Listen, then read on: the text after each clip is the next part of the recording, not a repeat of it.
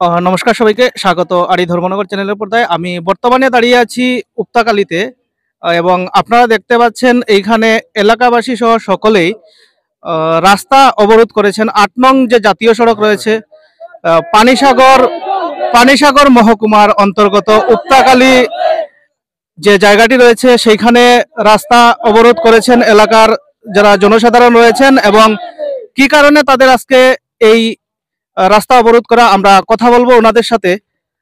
৮ নং যে জাতীয় সড়ক রয়েছে মুখ্য জাতীয় সড়ক, সেইটা ওনারা অবরোধ করেছেন। আপনারা শুনতে পাচ্ছেন ওনারা কি বলছেন।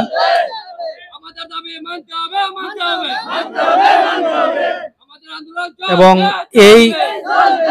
এই যে অবরোধের কারণে আপনারা পেছনটা দেখতে পাচ্ছেন, এখানে গাড়ি জ্যাম হয়ে গেছে এবং এই দিকটা যে রয়েছে এখানেও প্রচুর গাড়ি জ্যাম হয়ে গেছে এই অবরোধের কারণে। এবং ওনারা এই অবরোধটা যতক্ষণ পর্যন্ত ওনাদের দাবি পূরণ না হচ্ছে ওনারা এইভাবেই আন্দোলন চালিয়ে যাবেন, ওনারা বলেছেন। ওনাদের বক্তব্য এটাই।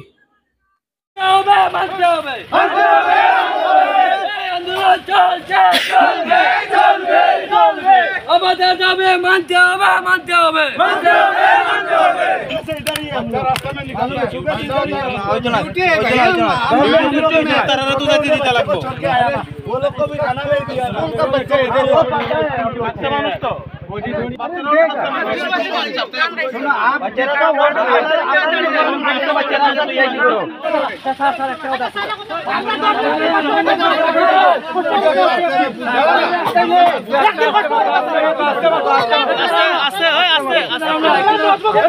चले हुए 8 दिन हो गया है। हमने प्याज लोड किया हुआ अगरतला का 3-4 दिन का पहले परेशान होके आए हैं पीछे से।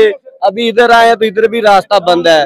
इधर ना तो कोई खाने पीने की कोई व्यवस्था है, ना ही कहीं से पानी मिल रहा है।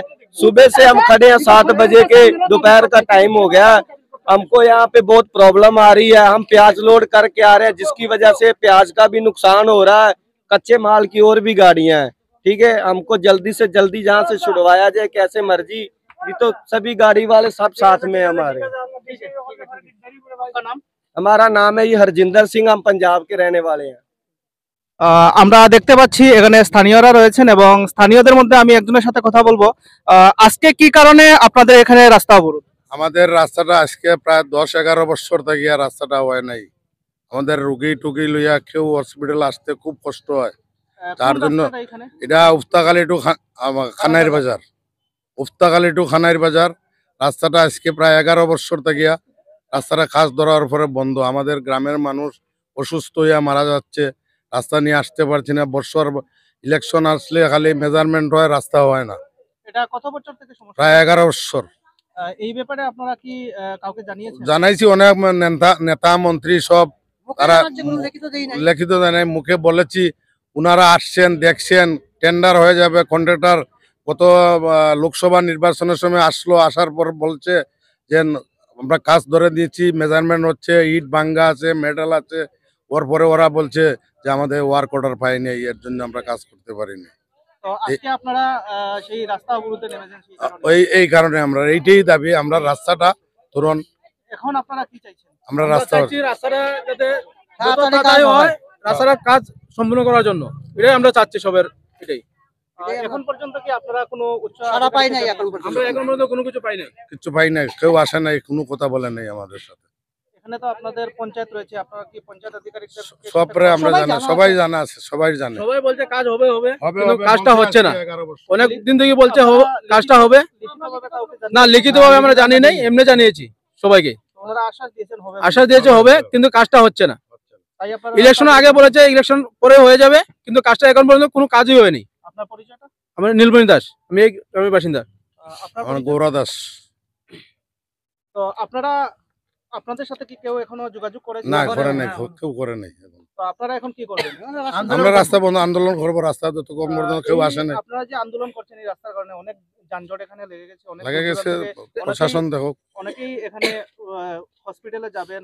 হসপিটালের রোগী আমরা ধরবো না, অসুস্থ রোগীগুলার আমরা ছেড়ে দিচ্ছি।